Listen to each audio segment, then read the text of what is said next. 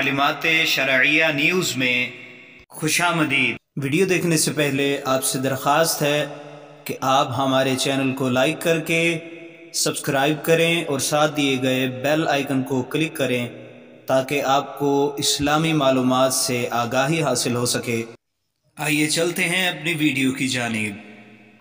نبی کریم صلی اللہ تعالی علیہ وآلہ وسلم نے ارشاد فرمایا کہ تنہا نماز پڑھنے سے باجماعت نماز ادا کرنا 27 درجے فضیلت رکھتا ہے۔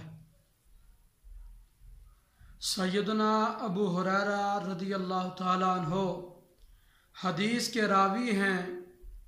آپ ارشاد فرماتے ہیں کہ نبی اکرم صلی اللہ تعالیٰ علیہ وسلم نے کچھ لوگوں کو چند نمازوں کے اندر